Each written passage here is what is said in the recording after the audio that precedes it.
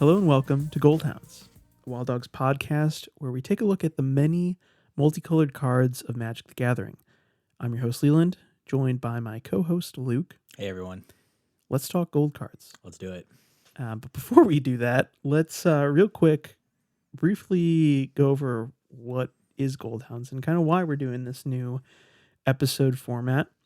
Things are shifting a little bit in both our world and the Magic world. Yes. And we just feel like kind of having an even more casually focused kind of episode type would be fun for the show and also fun for you as the listener. We're in kind of we're just going to say dark times for Magic is all we're going to say.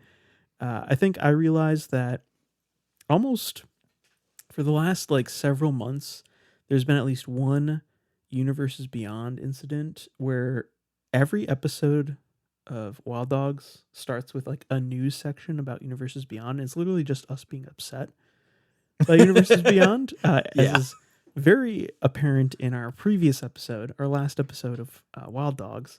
And I think that kind of got, it flipped a switch in my mind where it's like, I want to keep this thing fun and lighthearted.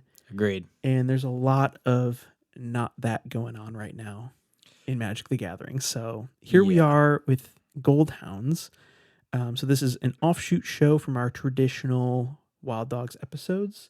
And the reason for that is I think our primary episodes, they're going to continue to be, an hour and a half, 2 hours long, kind of in that range. Generally speaking, when we sit down and record, whenever we talk about, whether it be Cube or a set review or any real topic for Wild Dogs, we have to sit down and look at a format or look at a set, go over hundreds and hundreds of Magic cards for each episode, even when they're very casual.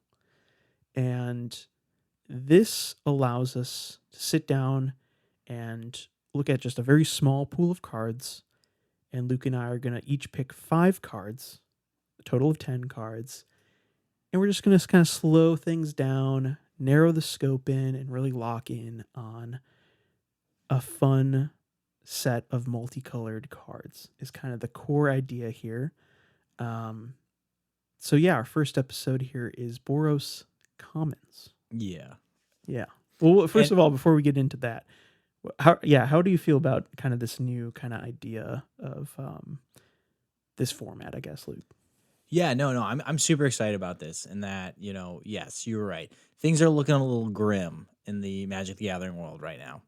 That being said, this is still an incredible game that we both love, and we spend a lot of our, free time just researching cards of old. Right. And we just kind of want to talk about it. There's a lot of, even though, yes, we're not jazzed about, the Ninja Turtle set that's coming out. But hey, in 2005, there was some pretty cool cards that came out, and I want to talk about them. Mm-hmm. And I know that there's, right now it's kind of in vogue to, diss the current set. But, I kind of want to spread a little bit more positivity about the game, because this is, at the end of the day, an evergreen game. Most format, well, okay, maybe not most formats, but a lot of popular formats like Legacy, like Pre-Modern, I guess even Modern to some extent. There's a huge pool of cards from, years in the past, and I kind of want to talk about some of those cool cards. I guess bottom line, there's enough negativity in the world. I think let's just talk about stuff we like. And 100%. I think Goldhounds, is the perfect, place to do that. Mm-hmm. Yeah, 100%.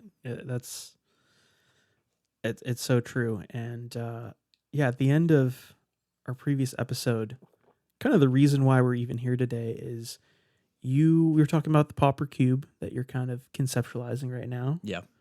Piecing together. And one of those pieces was a little number called Thundersong Trumpeter, which I think we might be talking about in a little bit here. Yep. But when we talked about that, this card is it's funny that this very random obscure Boros common from Ravnica City of Guilds was the kind of starting point of Goldhounds here.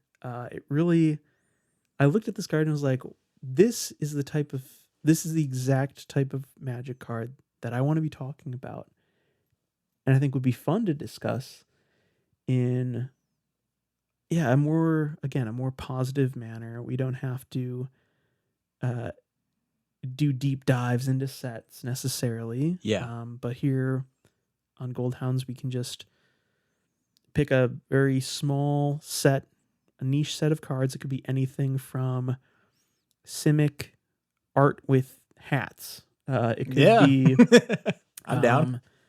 Abzan sacrifice outlets. It could be, I was talking to Jacob earlier.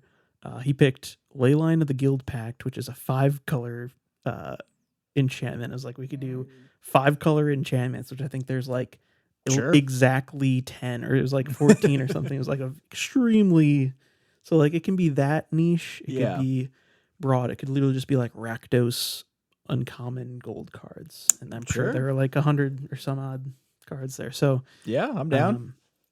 yeah, again, the point of this new format is just it allows us some little bit of creativity, a lot of bit of going back to what we love about this game, which is the cards and the history and the obscure little fun bits and pieces of Magic that make it, still worth playing and enjoying in 2025.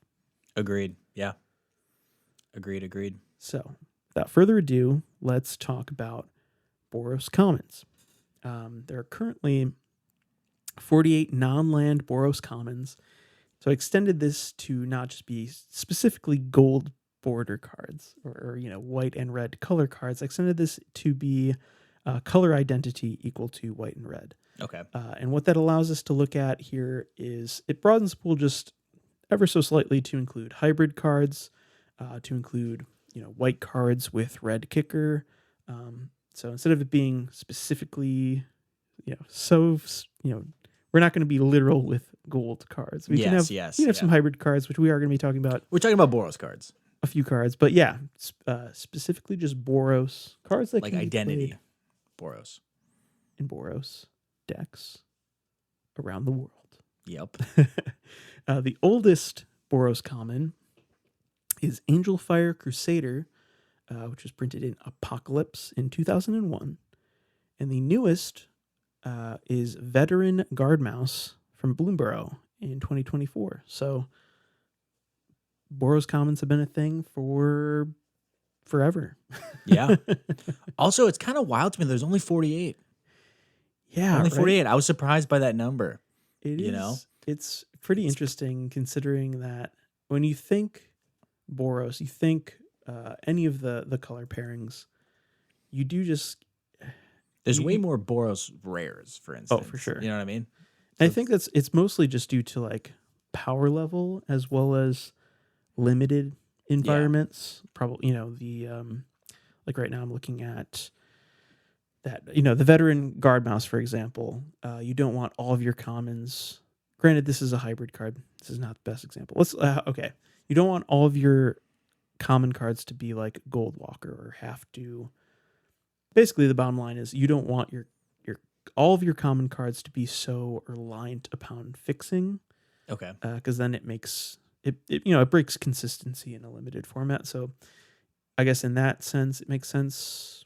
In that sense, it makes sense that you'd have probably slightly fewer common gold cards, just compared to other rarities. Just real quick, we can look at the amount of uncommons. Yeah, it jumps from 46 to 132 at uncommon, 148 at rare, and then mythic will obviously be a little bit less, but 51 at mythic. So okay, yeah, I think. Wait, go back. God of War is that real? This is real. Kratos, stoic father. Okay, yeah. All right. Let's not. Okay. Sorry. I'm getting distracted. Sorry.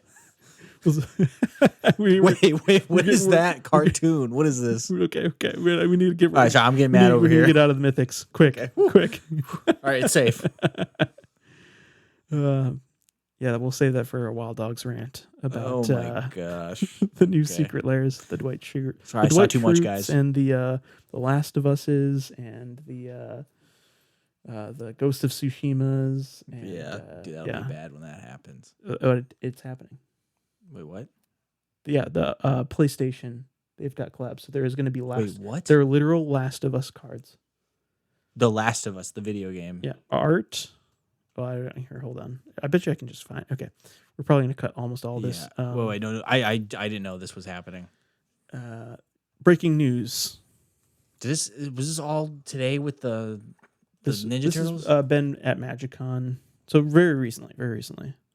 I don't know, dude. Yep. This is Magic. This is why we're Gathering. doing Goldhounds, you know? I just want to talk about stuff in Magic I Yeah. actually like. Yep. So, anyways, not to upset you greatly before we jump into this very positive coded Yep. thing. I don't even remember where we were, but basically, yeah. So, we're jumping into Boros Commons. It was inspired by Thundersong Trumpeter, thanks to Luke mentioning it in the last Wild Dogs episode. And yeah, Luke mentioned he wanted to kind of kick things off with a "What is Boros?" kind of description here, just to, I guess, look at some of kind of the typical play patterns of Yeah. Boros decks to kind of give you a general, if you aren't familiar with Boros, just a quick overview of maybe what to expect with where these cards might be going here. No, for sure. So yeah, Boros is my favorite color pairing. Oh yeah, It's the which Boros is King. Boros King, dude. Yeah. Also, Thundersong Trumpeter. I have been waiting. I've been chomping at the bit to put this in something because it's just so goofy. It's so great, and it's actually like useful. Like it's useful. But Boros, it's color pairing of red and white, Mm-hmm. which by the way, people didn't like. Some people don't know this, but the color pairing names like Boros. So like Boros comes from the Boros Legion on Ravnica, which is a like a militia group on like in within the city of Ravnica. Mm-hmm. And like just for listeners out there, all the color pairing names for two colors come from this one set that came out in Mm-hmm. 2005. And so my guess is that we're going to be talking about a lot of cards from 2005 because that was kind of the showcase of like, hey, let's get two color pairings. Let's showcase those. And there's actually a really awesome podcast. So Mark Rosewater has like a while he's driving podcast. He like talks Mm-hmm. about past sets, and he has a like like a multi-episode explaining Ravnica and like kind of the design philosophy. And Oh, like cool. Ravnica was actually designed first, and then they put a like a it was like the opposite. Like usually they have like a setting in mind and then they make cards Mm-hmm. for it. And this was like, hey, we have mechanics in mind. Now let's make up a set or like a setting Mm-hmm. around the mechanics, which is kind of interesting. But anyways, Boros, they're a legion within Ravnica. They're about red and white, which red is about aggression, emotions, freedom and passion. And then white is its opposite pairing, which is which is all about community, order, and justice. And so these are like opposite pairings that actually, in my opinion, pair very well together. So they're all about being passionately righteous. They're kind of like the idealistic soldier. They're like, I'm fighting for a good cause, and I'm going to give it my all to protect my community and my family. That's kind of the Boros, ethos. Mm-hmm. And I think like if I had to put like a D&D class to it, I'd say they're probably like the paladins or like paladin fighter mix. I Mm-hmm. think they're kind of like the self-righteous warrior archetype. Yeah, that makes sense to me. For So sure. yeah, okay. So gameplay now. So red, as you know, is all about like haste. It's all about like quick burn spells, looting, ritual mana Mm-hmm. to be able to pop off and do all these crazy burn spells. And then white is the opposite, which is all about like protection, life gain, token generation, especially in more recent years. Anthem spells, flying creatures, Mm-hmm. that kind of stuff. And so the mix of both of those together, architect wise, for decks, like, White Weenie is really popular in Mm-hmm. Boros, you have a lot of little efficient creatures that have flying and have, evasion of some sort. And then you have red to kind of remove, through burn spells, kind of remove barriers to getting your Mhm. weenie little creatures out there. Then also another popular archetype is Boros tokens. Mhm. There's a lot of go wide, and then also with red, there's also a lot of like do X amount of damage to every creature. There's a lot of that kind of stuff. So those pair well together. And then in more recently, there's a lot of Boros equipment, Voltron Right. type stuff. Mhm. Like your equipment deck, I think, is Boros, if I remember correctly. Yeah, Astor, Bearer of Blades, Boros to a T in terms of equipment and vehicles and such. So Yeah.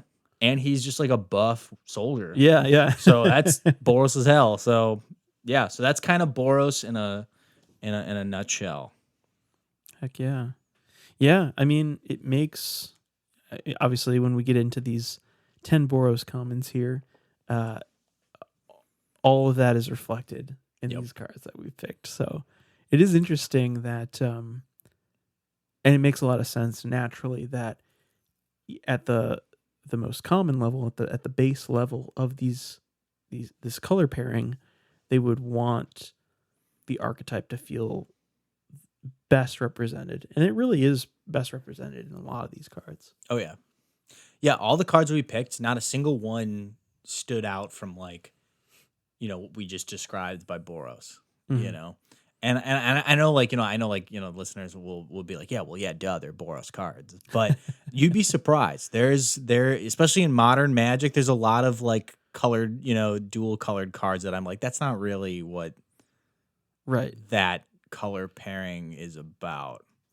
right. Where there, what was that? I forget what the term is called, but it's like when they break away from the color pie, like if black Yeah. gets enchantment removal, it like breaks the kind of I know what you're talking. Yeah, yeah, yeah. They have a term for it. Yeah. yeah, I like can't think of it. color beast within is the big one in green, or one of the big ones in green. Green Beast Within. lately, or just generally speaking, breaks off the color pie pretty frequently, or like a rapid hybridization in blue, a Yeah. blue, Pongify. destruction style. Yeah, Pongify Yeah. exactly. So, yeah, there are a couple of those. I mean, that we saw along the way, and there are a couple of really goofy ones that we'll get into here. But generally speaking, these are truly Boros cards. Oh, 100%. Yeah. Also, too, for newer players, because I'm bad at the game, I love Boros, but this is a very like pick up and play. Oh It's very yeah. combat, creature swinging out. Hmm. So, like, if you're new to Magic and you want a little more pizzazz than a monocolor deck, try out Boros. I 100% agree, and I love Boros for that reason. I It's know. just very like clean cut, like you know what you're getting Yep. into when No when tricks. someone hands you a Boros deck that you're gonna get it. Yeah. Like, This is like a pub pretzels and beer deck, color mhm, pairing. You just sit back and you have fun. So, absolutely, yeah. definitely one of my favorite color pairings as well. So, Heck yeah, dude. well, let's get into the Goldhounds 10 Boros commons. I'll start with one, and then Luke will get into another. And for each card, I kind of put three kind of questions to answer, three things that we'd like to maybe touch on for each card. This is episode 1 of this series. We'll see if that sticks. We'll see. It'll We're probably evolve. feeling it out. It'll evolve over time, but we are going Yeah. to try to explain why we chose this card very briefly, the card's history, and kind of what makes it stand out amongst other Boros cards. And then finally, where would you play this card? Could be in a limited environment, could be a constructed deck, could be nowhere. It could be a card that then I think Yeah. I picked one where it was like, yeah, I'm probably not playing this card, but it's cool. Yeah. Hey, and that's fair. So, That's totally fair. right. So, without further ado, I'm going to dive in here with number 1, Goblin Legionnaire. An absolute classic, Absolute by the way. classic. Yeah. I saw you pick this first and I was like, yep, that's it. That'll do. That'll do. So, Goblin Legionnaire was printed in Apocalypse 2001. It is a Goblin Soldier, a 2/2 for a red and a white. It has 2 activated abilities. For a red, you can sacrifice this creature. It deals 2 damage to any target. And for a white, you can sacrifice this creature, prevent the next 2 damage that would be dealt to any target this turn. and it has some of the most classic magic art from Mark Romanowski of this legion of, again, going back to Boros Legion. This is might be, at least for the namesake of Boros later on. Here's the legion of soldiers, one of which is a goblin. I So love it. it's hilarious. It's such good art. I love it. I love it. um, but yeah, going back to what Luke mentioned about having both the red and white represented well on a card, to me, everything about this card screams Boros. You've got Oh yeah. the soldier creature typing. There are tons of soldiers. Yeah. When you think soldier, you think Boros. Yep. You've got the first activated ability where you, for a red, sack it, deal 2 damage. There's the red burn. Yep. And then for white, sack it, prevent damage. Prevent the Yes. next 2 damage. So top to bottom, just a very, very obviously Boros card. Also, 2 things to bring out about this card too. Number 1, I love when they do with design with dual colored, cards where it's like, hey, for the one color, this thing happens. For this other, for the other color, this other thing happens. Mm-hmm. I love when they play around with that, where it's like, I don't know. I love when they play with that. Yeah, and that's extremely well represented in the guild mages, which go all the way Yes. back super early on, but then are also They're in naturally Ravnica, with too. the Ravnica guilds, Yep. as you were explaining, are super, super relevant to all of those limited environments. There are a ton of like very interesting ones that I have in. I think I've got multiple in my judge's tower for obvious reasons. Multiple activated abilities. A lot of them don't have. You don't have to tap them. You can just activate them. So there's some just really cool things you can do with these guild mages. I think Zemek guild mage is one of them. Another one I think I have is this Orzhov guild mage, and they're all just look awesome. Like the art is so cool, and also very emblematic of the guilds. Like the Izzet guild mage, he again screams Izzet. Yep. To the Gruul guild mage. This looks creepy. I love it. Yeah, very, very cool. So yeah, I guess this is kind of it. Goblin Legionnaire, to some extent, has that kind of guild magey feel about it. Another thing too to point out about Goblin Legionnaire as well is that the artwork perfectly depicts Boros too, in that goblins are very red creatures and humans are very white. And so you have them both fighting together. You got a goblin and a group of humans fighting together in the same legion. Boros, baby. Boros. To a T, Boros. Great card. So yeah, that kind of combines both the why and the history of the card a little bit. It is, again, printed in Apocalypse 2001. So I don't know. There isn't a ton of constructed applications for this card as far as I'm aware of. That's fair. For each of these cards, I tried to dig somewhat deep to find constructed decks from the times that featured them. There aren't a ton for Goblin Legionnaire as far as I'm concerned, as far as I could see. It's cool. I actually have it in my list for my current pre-modern cube, which is slowly becoming a kind of just general old school, like an old school cube. I forget, it's called like Ancient Magic, which this is a whole other can of worms to get into here. But yeah, old school Magic, just old border cards. Ancient Magic just being like any old border card is basically what that means. But yeah, it could be fun in just like a low powered, limited environment. A pauper cube even would be kind of fun. So yeah, I don't know, just kind of a goofy little goblin guy. I love it. I love it. All right, Luke, what's number 2? All right, I'm actually going out of order. My next one is also a creature that I think is quintessential Boros, and that's Sky Knight Legionnaire. So another Legionnaire. Okay. And this is for a red, a white, and 1. It is a 2/2 flying creature with haste. and it has a absolutely metal like knight on the back of a like a flying rock, which we'll talk about in a second here. Yeah. But I think that this is similar to Goblin Legionnaire. Sky Knight Legionnaire is also just like a quintessential Boros creature. You know, the white pip gives it flying, the red pip gives it haste. Bada bing, bada boom, Boros, baby. And yeah, this card was originally released in Ravnica City of Guilds in 2005. The art was done by Jim Murray, which is funny because he has the creepiest macabre waltz art. If you've ever seen that, and if you know, you know, it's really, really, really creepy. So the artist for this card did some also really creepy mono black art too. Yeah, isn't that creepy? Whoa. Yeah, I don't like this. Yeah, This very, is very. I don't like so it. disturbing. What's So disturbing. Yeah, out of nowhere. Then you look at his other art, and it's like flying creatures, like a lot of white. You know, it's like oh, okay. I guess he's got that dog in him. Yeah. You know. Oh yeah, very very famous magic artist. So many classic pieces. Yeah. Yeah. He's got some good ones. Also, okay, so funny thing too about the card. So the flavor text says, "I do not know which gives me more pride: the legion of soldiers marching in thunderous lockstep, or the city of, or the cry of sky knights riding their rocks like jagged lightning overhead." Fun fact for you: there isn't a single rock creature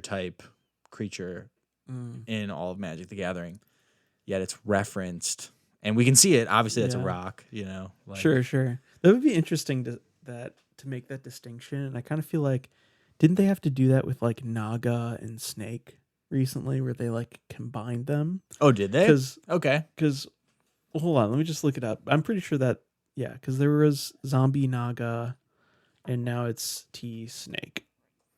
They've all been eroded. So this is an opposite example because there's one of my favorite cards of all time is actually a rock creature. Okay. So my Skyfall search was wrong then. Oh, what you probably looked up was type rock. I did. So Yeah, this I is the did. opposite, where because rocks are just kind of like birds Yeah. in Magic, like from like a long time ago. So this is where they're referenced, but it's not like a proper type. They've always been birds. Okay. So it's like the opposite of like the snake Naga issue. So like Skymark, rock. It's escaping me now. There's a couple other ones. Wingmate rock. This is one of my favorite cards ever. It's a very, I mean, I don't know why. It's just a very, It's cool. It's pretty. it's classic. I actually kept it in my,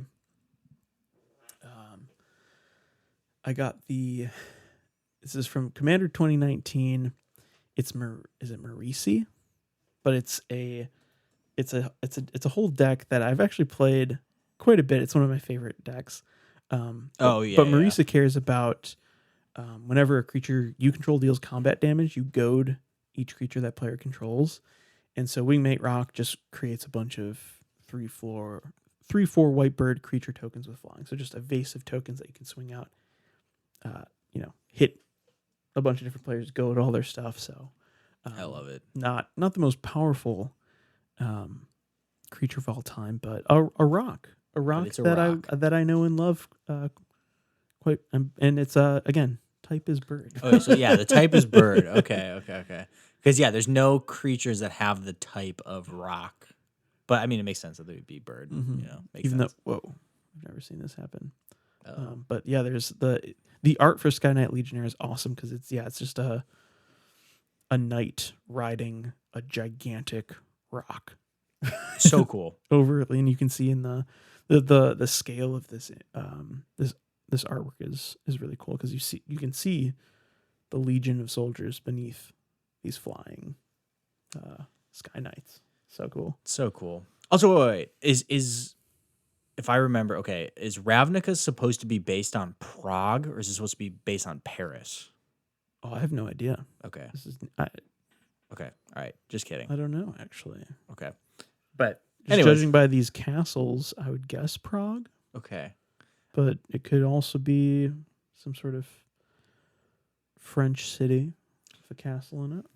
Because like in that Mark Rosewater interview, he was like, "Yeah, the art director like came back from a European vacation, was like, we got to have it here." Oh. Like, it's like I went to the coolest city ever. It was Prague. It was I or mean, it Paris. I don't makes know. a lot of sense. I mean, you know, Ravnica, the city of Ravnica is, or the plane of Ravnica, I should say, like the settings in almost every, like you look at any Ravnica card and the actual like backdrop is stunning Yeah, in like all of it. literally every original Ravnica card. Um, it's all about the plane. It's all about the setting, and I've always thought that was so cool. No, same here. Same here. Like even Mistral Charger, a very um, unassuming creature, and you look at this gorgeous castle below. Granted, this is in the remastered artwork from Nils Hom, another classic. Um, yeah, So cool. just so cool. So cool. But yeah, anyways, this Sky Knight Legionnaire, back to like what it would be used in. Mm-hmm. I don't think, it's not the most powerful. It's a good common. It's a very powerful common card. So this would be very good in like, this would be a great like pauper cube chase card. Mm. You know what I mean? This would be devastating in like a pauper limited cube. But Sure. I couldn't see it in like a commander deck. I couldn't see it. I couldn't see it in Right, like any constructed any format. construction. I couldn't see this in like Yeah. standard at the time. But Mm-hmm. I think again it would be we're at the common level, so we're Right. we're not a ton of heavy hitters. There are a Sure. couple, but like I think this would be a really great find in a pauper cube. I dig it. Yeah, going back to that, like the cost of a common being two colors is, yeah, the cost of fixing is it's tricky. Outside Yeah. of, again, like you said, pauper, it's hard to I guess, yeah, it's probably set limited to pauper play, which makes sense. I mean, we're Yeah. looking at Boros, gold card commons. That's kind of, most of these cards are going to be kind of in that setting, in that bag for sure. Yeah, but hey, if you got this in a pack and a pauper cube, you'd be pumped and you probably make a Yeah. Boros deck. Oh, for sure. You I know, definitely like, would. yeah. All right, what do you got next? Next up, we have Scourge of the Nobilis. This is the first of, I believe, 3 cards from Eventide now. Let's We're go. going into a little Eventide pocket. Yeah, My next three cards are all going to be Lorwyn based, which I'm very... Yeah, they are. Obviously, I like Lorwyn, so... It's such a cool set. So, Scourge of the Nobilis is for 2 in a hybrid Boros pip, so you can pay either red or white for. You get an enchantment aura, enchant creature. As long as enchanted creature is red, it gets +1/+1 and it gains an activated ability for a Boros hybrid pip. This creature gets +1/+0 until end of turn. So it's Boros fire breathing, basically. Mm-hmm. And it also has, as long as enchanted creature is white, it gets +1/+1 and has lifelink. So this is one of my... So the reason why I picked this card is it's part of one of my favorite parts of the kind of like Lorwyn Mega Block as a whole, and that is the Demigod Aura Cycles. Yes. Each color pairing has at least one of these. Yep. A few of my favorites, I just want to mention a couple here, are Steel of the Godhead, Yes. Helm of the Gas Lord, which I forget. I think there was some commander... of course, there's like a new commander that cares about this card, and this card went from being like a $1 or $2 card to now it's like a $10 Classic, yeah. uncommon or whatever. That's how that goes. Thanks, Commander. Shield of the Oversoul, Clout of the Dominus, and Favor of the Overbeing. Those are a few of my favorites. And basically each of these, they have, they're very similarly formatted where they're both these kind of hybrid cards. So they'll have an effect if it's one of the colors, and they'll have a different effect if it's the other color. And of course, naturally, if it's a Sky Knight Legionnaire, it gets both of these abilities. So Um, Also, I have that whole cycle in my Pauper cube nice. because, yeah, like, it's just, and all of them mechanically work the same way where, each Mhm. color gets a different ability, or if you have both, then you get both abilities. Also, all the artwork is incredible. They're all like Mhm. different, like weapons, kind of. Yeah, and they're all tied to their corresponding demigod, which is one of my favorite part of the Shadowmoor block, which is part two of Lorwyn is Shadowmoor block, and so this was printed in Eventide in 2008, and these one of the best parts of Shadowmoor is this mega cycle around these hybrid mana costs. Um, so Shadowmoor has all the allied color spells. Eventide has all the enemy color spells, and they're all built around these demigods. Which everyone needs to stop what they're doing and go look at these because they're all incredible. One of which was Jim Murray. I noticed when we were looking through Jim Murray's art. He did Demigod of Revenge, which is the Rakdos demigod, and they all just look so cool. Yeah. And they're all like 5 pip, like all of their pips are hybrid. So if you go, we're just gonna look at the Eventide ones. I think, or here, if we do art, Lorwyn, I think they're all avatars. Yeah. So this, my favorite one of all time is Overbeing of Myth, specifically the promo art, which is done by Oh, that's so cool. Zoltan Boros and Gabor Zigzai, which I probably butchered that name. But the promo art of Overbeing of Myth is one of my favorite arts in all of Magic. It's just gorgeous. It depicts like this, big demigod in the sky, with what look like owls and this giant scepter. She's kind of this like very ethereal figure, very obviously a spirit avatar, as its type line suggests. The flavor text stating, "She walks among us unseen, learning from our imperfections." Just such a cool, this is Magic the Gathering to me. Is all of these demigods? They're all insanely cool. Another one is the Gas Lord. Yeah, that's the one I think of. Yeah, the Demir one. Yep. Gas Lord of Fugue. This art. It's like a skeleton guy in the sky. It's so cool. This art by Mike Dringenberg is incredible.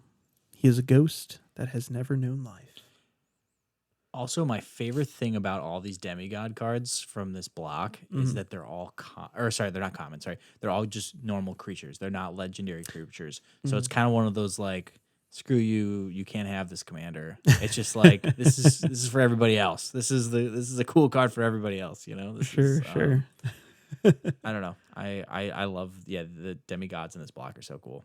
Yeah, they are very, very cool, and we will see them later as well. Referred to later as well. Okay. So, anyways, back to Scourge of Nobilis.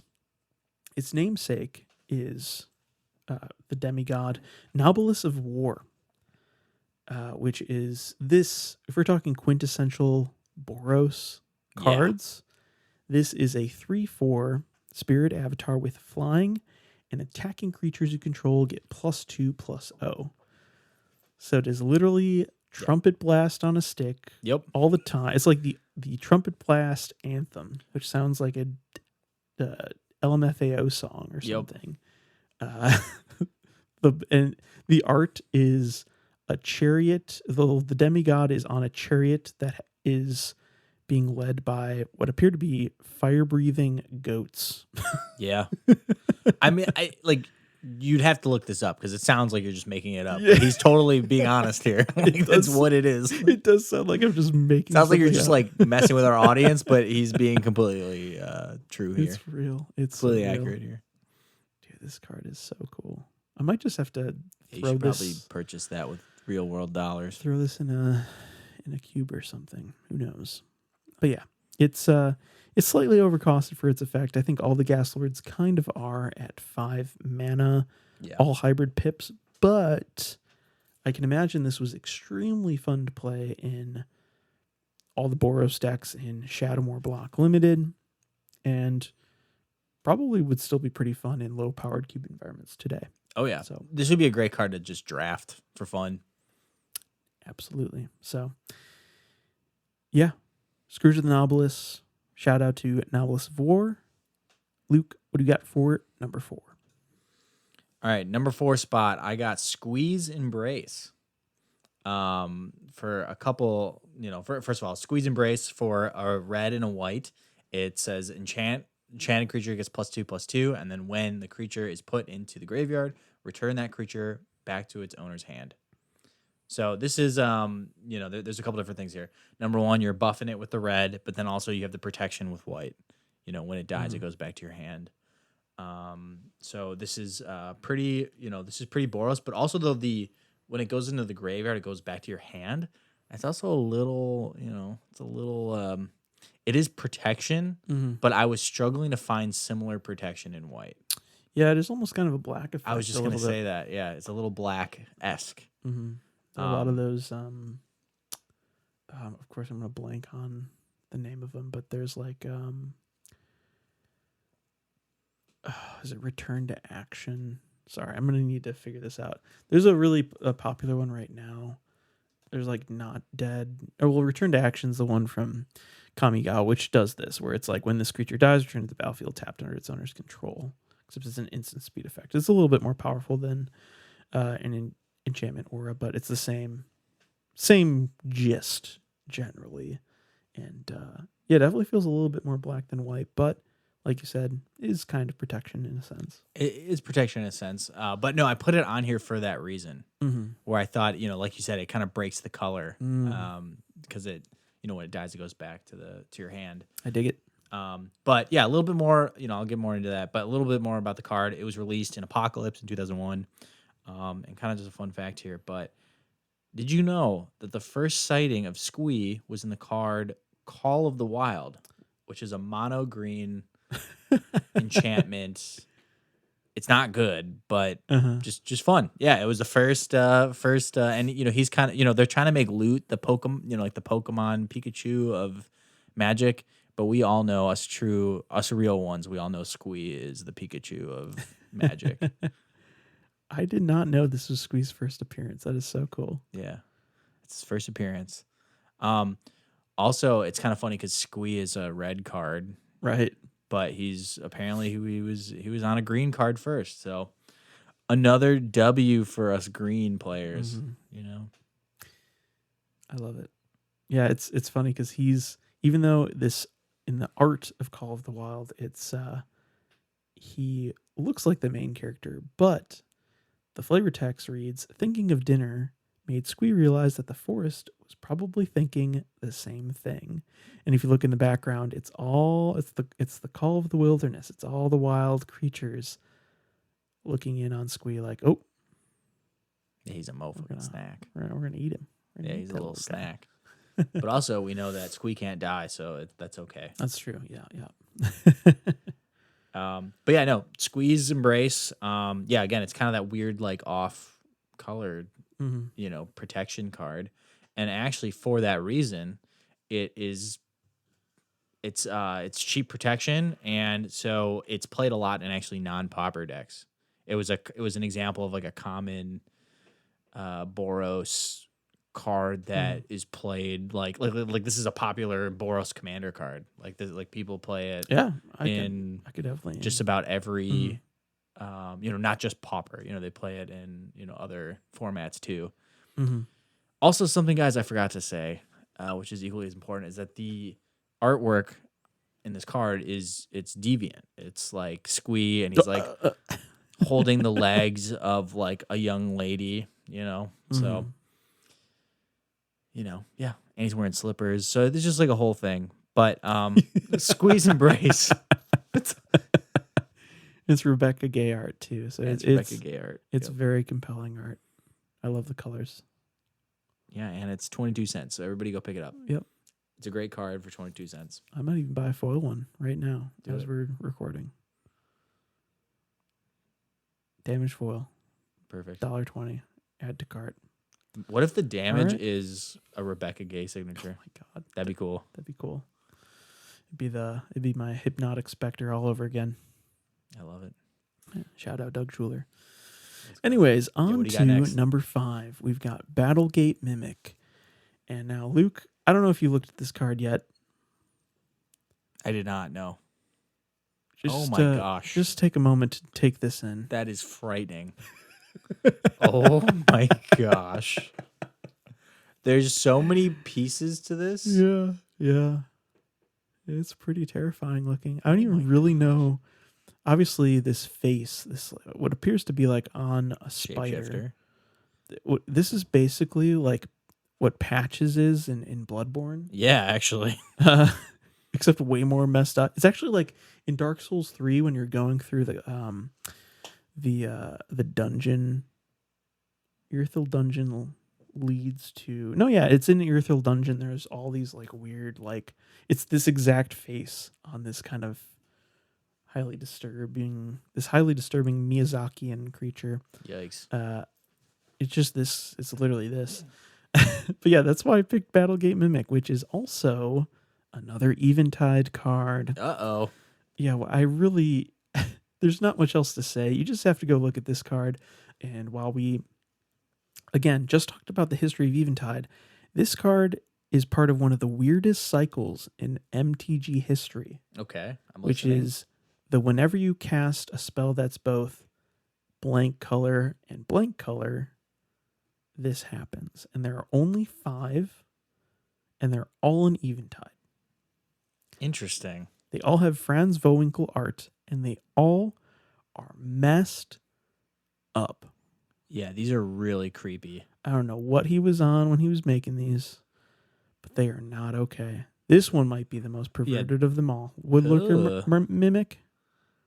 I don't like that. Yeah, I'm not I'm good. particularly a fan. Also, all these cards are like just not good. Yeah, they're all pretty bad. Because you have to cast a spell. So Battlegate Mimic reads, it's for 1 and a Boros hybrid pip. So for 2 mana, you get a 2/1 shapeshifter creature. Whenever you cast a spell that's both red and white, Battlegate Mimic becomes a 4/2 and gains first strike until end of turn.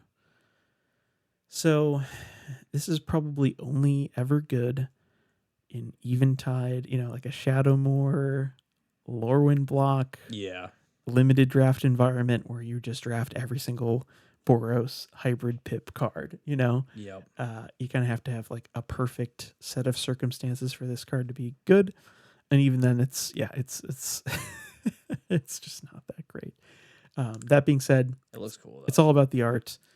So it's not really good for any sort of environment outside of Eventide Limited. So it's not meant to be played. It's meant to be creeped out by. Yeah.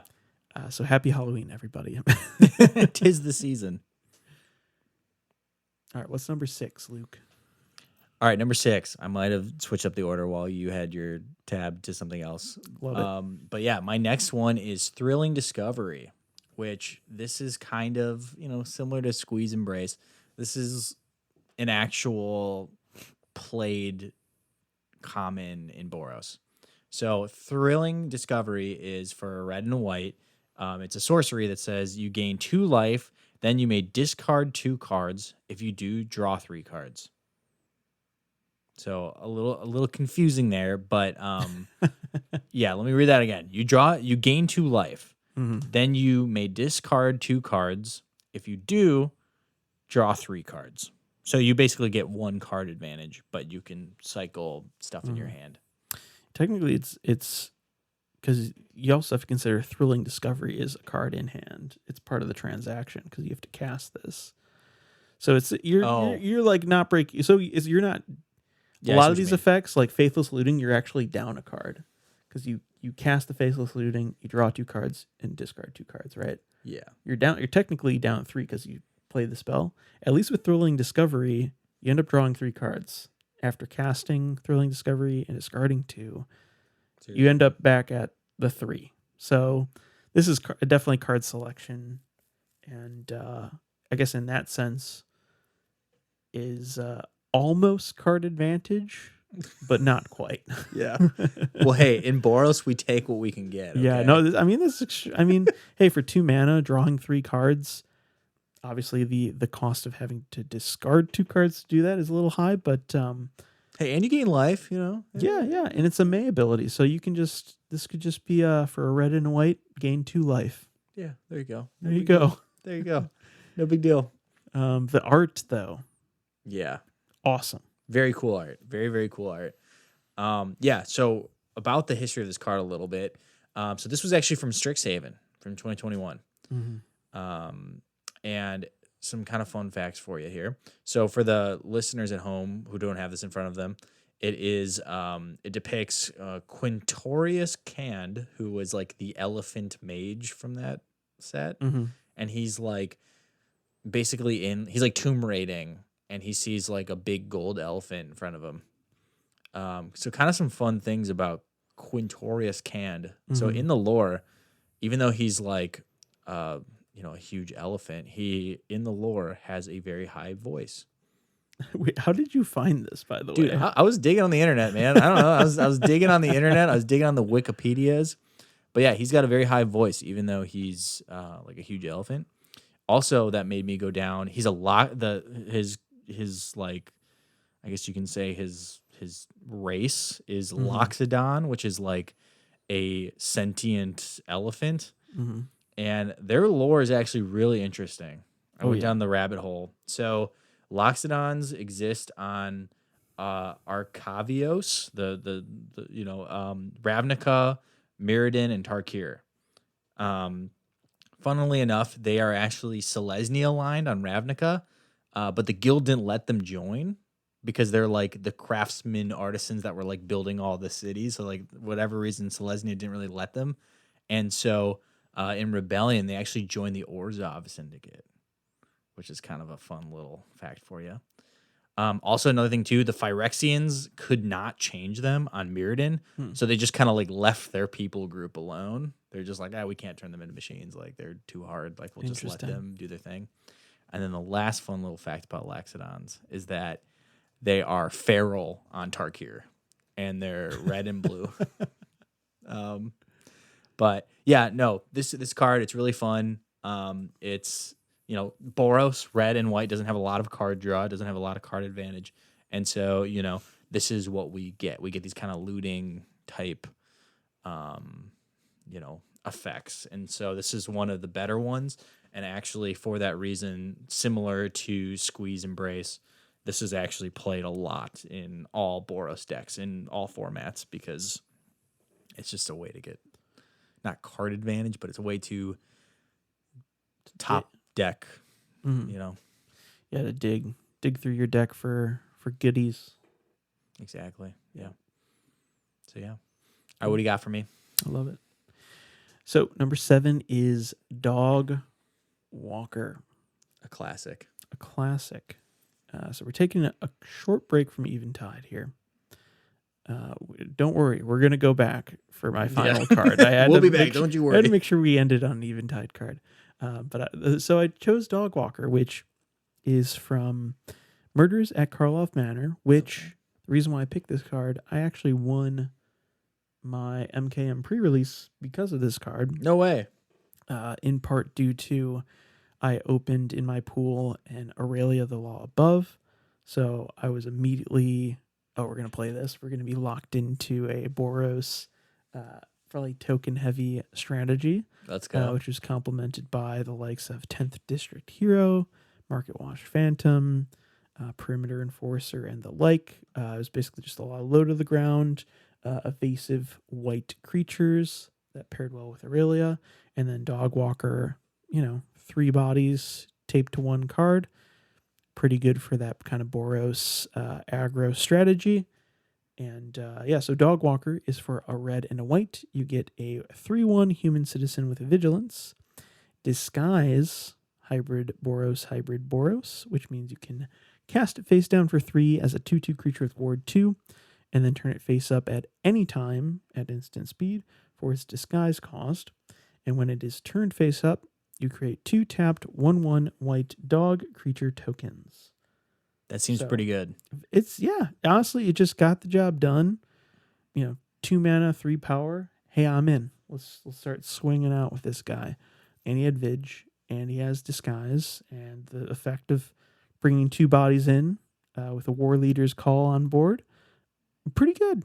Yeah, the deck did very well. Not bad. 3-0'd. Can't complain. I think I opened a couple, got a couple Surveillance in my prize pack, Oh, so pretty okay, happy okay, about that. okay. But Hey, let's go. yeah, so when I saw this in the card pool, I was like, oh, I have to talk about Dog Walker because Murders at Karlov Manor, honestly, underappreciated set in my opinion. You think so? Okay. Not a ton going for it for constructed play outside of the Surveillance. However, I really, really enjoyed the limited format. Okay. I think I did pre-release twice. I think I did a couple drafts on Arena at the time. This was again 2004. 2024. Yeah. Not 2004. A little different. I'm trying to go back to Eventide. Yeah. I'm trying to get back there. Yeah, in 2024. So I don't know. I really enjoyed this set.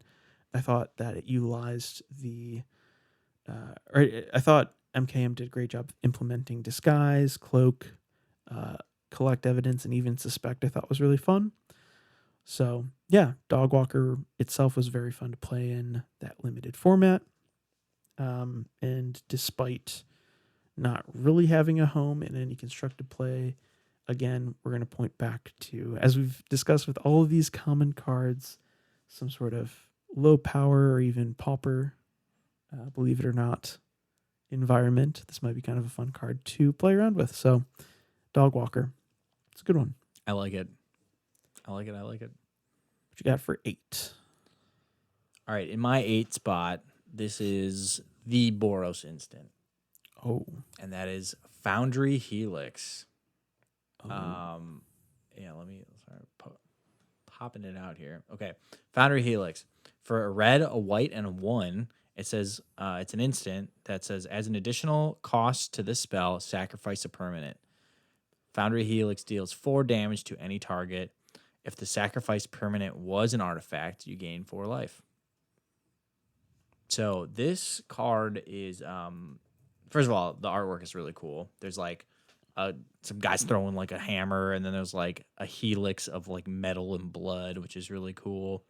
And for the people who don't know, so this came out originally in Modern Horizons 2 in 2021.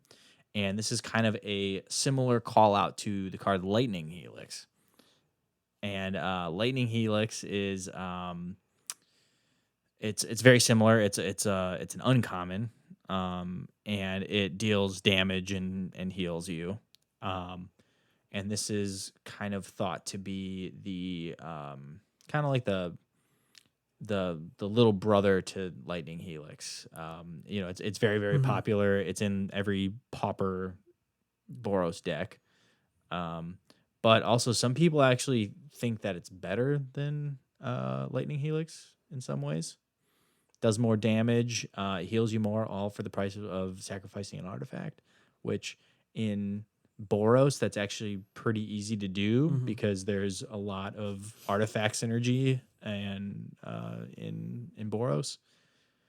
So like my favorite deck, Zabaz, is an artifact Boros deck. So which is all about sacrificing artifacts. So this goes perfectly in that deck. Yeah, it's kind of the quintessential Boros instant. It does damage, it heals you. Something else to note about this card is that some decks also play this because they want stuff to be in the bin. So basically anything with flashback, and there's a lot of red flashback spells out there, they want to be in the bin, so you can pay their flashback cost to, which is usually cheaper. But then also too, like Faithless Looting, Savine's Reclamation, Sun Titan. These are all cards that like want, things to be in your bin. So this kind of helps with that. Yeah, one play pattern that I'm just realizing is this is sacrifice a permanent, not land permanent. So there could be some some weird Zurin Orb decks out there where your effectively your Lightning Helix also can sack your sack a land. Yeah, actually, I Some didn't sort even of think weird, about yeah, that. some sort of weird synergy there. But yeah, I love how this is just like, to me, when you think Modern Horizons, you've got these funky little numbers that have a callback to a classic card Yep. and just do a little spicy little twist on it. So Yeah. this is a fun card that I haven't really thought of a ton, and I do love it's a very simple additional cost. Obviously this costs 3 mana. Wish it cost 2, but And Lightning Helix does. yeah. So it's like it's a little spiced up Lightning Helix. And yeah, for it being, I was trying to figure out. So the art by Zezu Chen looks very similar to. It made me think of, this art, I think, which is Okay. actually the Murders of Karlov Manor printing of Lightning Helix by Eli Minaya. Interesting. This I'm pretty sure because it's got this kind of like, well, naturally it's a helix, but looking at them now, they are very obviously different artists, different art styles. But yeah, I just love the imagery of a spell being cast as a helix. I Right. think you typically think of like this, of the enchantress or pyromancer shooting the fire from both of her hands and having it turn into this like That's cool. ball of fire. That's what this evokes.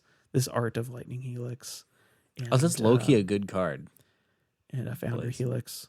Yeah, Blaze is pretty good. It's just like hey, Throw out a pump mana X geyser, mana pump it up. into straight to any target. Yeah, cool card. But yeah, I don't know why this is the art that came to mind, but I just love this. Any spellcaster, using both their hands to evoke some sort of like swirly, spell of energy that is coming at you. So, anyways, Founder Helix, very cool, and I love the callback to Lightning Helix for sure.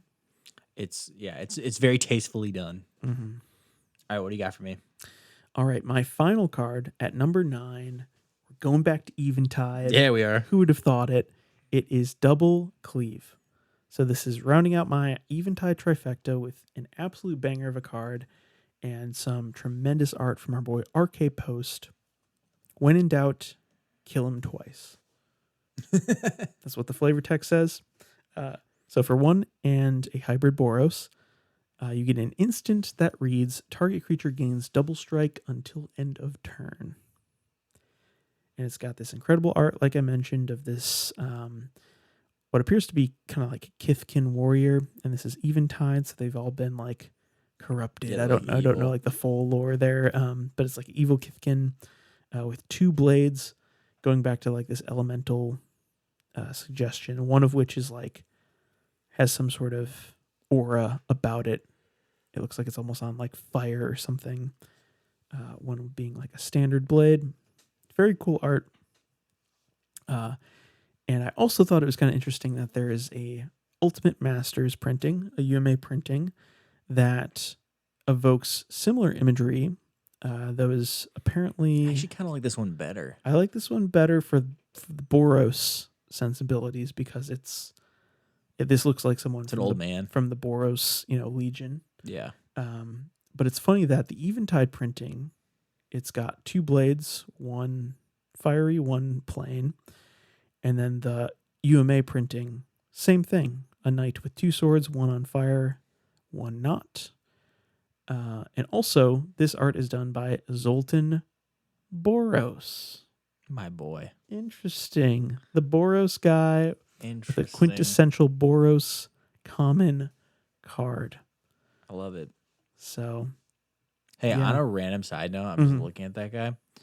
If you were a medieval warrior, what weapon would you use? I've thought about this question a lot over the years. I always go back to a Claymore.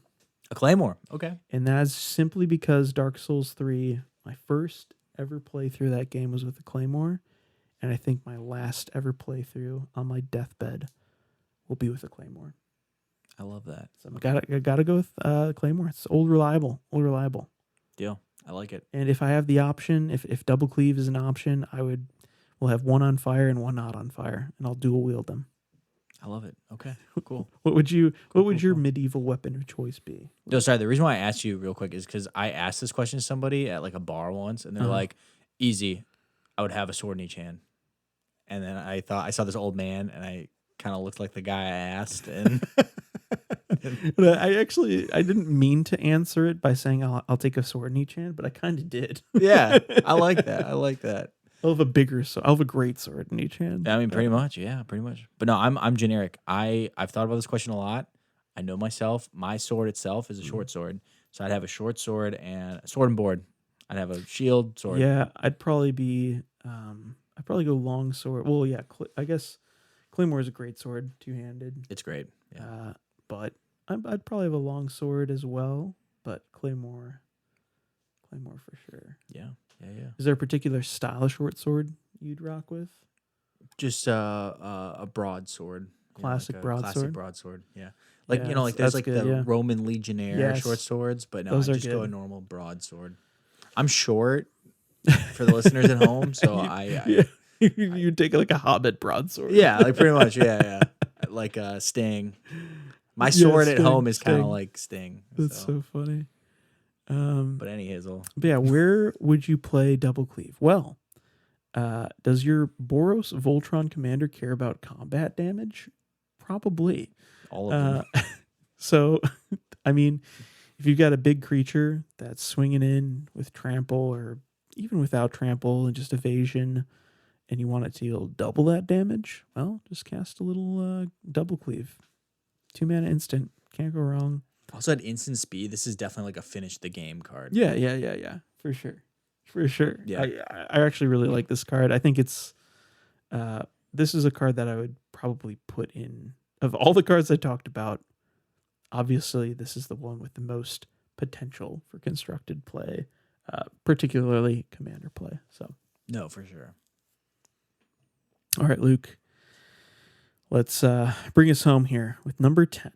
All right, last one on the list goes without saying. Thundersong Trumpeter. The inspiration for this episode. Yeah, who would have guessed? Who would have guessed? I was supposed to say this one first, actually, like listeners at home, but I put it at the end. I like switched it. up the order. Well, I guess we talked about it quite a bit at the beginning, and it's Yeah. also, like you said, the inspiration for this new Goldhounds show. So feels fitting to Feels fitting. to round it out with it. Yeah, feels fitting. So yeah, Thundersong Trumpeter is for a red and a white. It's a 2/1 human soldier that has an ability where if you tap it, a target creature can attack or block this turn. And it has the flavor text of hear that. There's notes those notes mean we've arrived at Sunhome. Let our allies' hearts soar and our enemies' hearts shatter at the sound. Cladic Boros Legionnaire. And so, yeah, the artwork is like some crazy guy just like ripping on like a trombone. Some weird, It's like, so good. weird trombone. He's got like war paint on. He's like in the city. Yep. And yeah, this is Boros, and like it's kind of a weird protection again. I mean, it's not out of color like the other protection was. It's not out of color, but like it's making creatures not be able to attack and block. It's kind of an like people wouldn't think how devastating that can be. And especially in like a limited format or in like a draft. So I put this in my cube because I knew this would be a total, especially in a pauper setting, this would be an extremely devastating card. Not being able to attack or, having, the creature of your choice not be able to block or attack. Pretty good. Also, real quick, some history about the card is that it was originally released in Ravnica City of Guilds, 2005. And the artist Michael Sutphin did a lot of famous artwork. He's famous for doing Sensei's Dividing Top, which is a fan favorite. He also did Leland's fan favorite, Fumiko the Low Blood. One of my favorite commanders. She's awesome. Yep. I saw that and I was like, oh, I got to bring this up because Leland's a big fan. Yeah, It's this is also a weirdly like similar to this card, like it, you know, making all your all your opponents attack each turn mm, is weirdly a powerful, like not thought of, but you know, unseemingly powerful effect. yeah, Devastating. yeah. It just adds a whole new rule to the game for Commander. So yeah, it's kind of a fun one to build around. Um, yeah, Michael Sutphin has some interesting stuff. Right next to Fumiko, we've got Fracturing Gust, if we're talking about Eventide. And then up to one of my favorite cards of all time, Exalted Angel. Yeah. Dead Gael, pre-modern. This card is just, oh man, is it good? It's just this card, casting an Exalted Angel, or morphing it rather. Wow, what a card! So shout out Michael Sutphin. Lots of good stuff in here. He And doesn't miss. Engineered Plague, another That's a good one. pre-modern staple. Yeah, very unique. A very unique art style. Also, Abyssal Spectre, one of my favorites. I'm just a Spectre guy, as I've said before. Yeah. So, yeah, lots of really great art from Michael Sutphin here. No, agreed. Yeah. So he's got some, he doesn't miss. He's got some good ones. And yeah, Thundersong Trumpeter, what would it be used in? I think it's a great chase card in any Pauper cube. I think this card is absolutely devastating. It doesn't seem that powerful on the surface, but in an actual draft format, I think it's really good. So yeah, any Pauper Boros deck as well, I think it would be good in. Yeah, and I just love these style effects where it's a total tempo play, right? One of my favorite cards. I'm gonna pull it up real quick because off the top of my head, I can't. My brain is shutting down. Yeah, as we speak. No, me too. It's in my battle box, which I don't even know. Why is that not in my? Oh, hold on. Here we go. Hopefully, I didn't cut it. Surely. Oh yeah, Gideon's Lawkeeper. Which is just tap it to tap down target creature. Like these types of plays of like, hey, it's surprising how effective. Yeah. This kind of Thundersong Trumpeter effect of like taking something out for the turn. Yeah.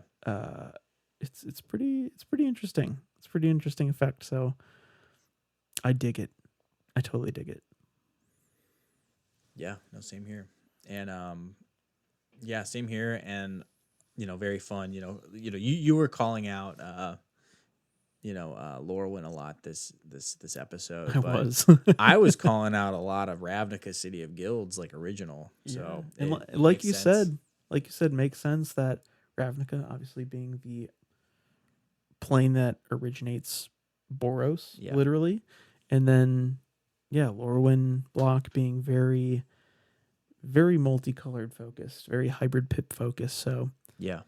Of course, those are going to be the sets that have gold cards at common, right. Which is, like we've discovered, not the most, ironically common thing to have happen. So, yeah. All right, Luke, let's hear some closing thoughts regarding Boros Commons. What are some of your kind of, I guess, favorites, least favorites, things you might actually end up picking up in paper, or like I said, I've got the foil squeeze embrace in my TCG player cart. What cards kind of are standing out here among the 10 that we discussed today? Well, out of the 10 that we discussed today, actually, weirdly enough, Double Cleave was a big one that stuck out to me. Double Cleave specifically just because, like being able to double your damage, giving something at instant speed. Double Strike is actually very, very powerful in literally any format. Again, it's a game-ending instant for 2. So it's and also the best thing too is that it only costs 15 cents. Yeah. So that's I don't know, when you play at this common level, it's not like Commander where it's like like they call it like the good pile wins. It's truly like for 15 cents you can win the game. I don't know. Again, it's like one of those, like, on the surface it's not very powerful, giving something double strike, but then also in context it's the most powerful thing you could do at that moment. I'm adding a near mint foil Chinese printing Yeah, you are. of the Eventide double cleave to my cart right now. Yeah, you are. Also, I love it. Yeah, I love it. Also, after doing this, Sky Knight Legionnaire, which is the first one I showed off, Yeah. is definitely going into my Pauper Cube Heck yeah. as a chase creature. So yeah, I'll lend you my copy, which was originally Jacob's copy. I feel like that has to happen now. Like I feel like that's got to happen now. It has to happen. Yeah, 100%. Okay, how about you? What stuck out to you? Yeah, I mean, so first of all, I'm going to agree with you on double cleave. I am absolutely instant buy. Actually, I'm probably going to buy this Chinese foil double cleave. I love that. Yeah. Tonight. Let's go. And it's probably going to end up in my Astor Bearer of Blades deck, in place of Dispatch or something. I don't know. Or I might up my instant count. That deck is obviously very artifact and creature focused, but yeah, I think it's very equipment heavy. So it's typically we're building up, like you were saying, the Voltron style. That'd be whether devastating. That be Astor, whether that be whatever. Yeah, it would be very good. It'd be so good. It'd be a very fun instant to have. So I think of the cards that I would actually consider purchasing to be played and constructed, or I guess put into any of my projects in paper, it would be double cleave. And then I also want to give another shout out to Battlegate Mimic, just because it's so weird. It's just so weird. The art, the mechanic, the fact that it's one of only 5 cards that in all of Magic that has that effect. I love that. And it's just emblematic of why I love Shadowmoor and Lorwyn. So, yeah, I think I'd probably say between Battlegate Mimic and Double Cleave, I'd probably say are my favorites that we talked about today. So I love it. Yeah, I think that pretty much does it for episode 1 of Goldhounds here, Luke. We got through it. Yeah, it does. In about an hour 20. We're probably going to shave this down to, it'll probably be close to an hour. Perfect. We'll see. A little bite-sized snack yeah, for the commute. Exactly. So that's kind of, looking forward. Wild Dogs those regular episodes are here to stay. They're going to keep coming. Yeah, definitely. Like we were expressing at the top of this episode. So all Goldhounds episodes we're going to try to keep 1 hour and below. They might be an hour 15 creep in, but that's fine. It'll be slightly smaller. Again, more positively driven, and also just a big treasure hunt. I love it. We're looking for fun gold cards from all of Magic's history. So, yep, that's gonna be the game plan moving forward. I love it. Cool. Well, thank you for listening to Goldhounds, a Wild Dogs podcast. Feel free to connect with us over on X or Instagram at Wild Dogs Pod. And if you'd like to sponsor the show, please reach out to us via email at wilddogspodcast@gmail.com. Finally, thanks to Johnny Bartlett for creating the intro and outro music. Until next time, Goldhounds out. Thanks, everyone.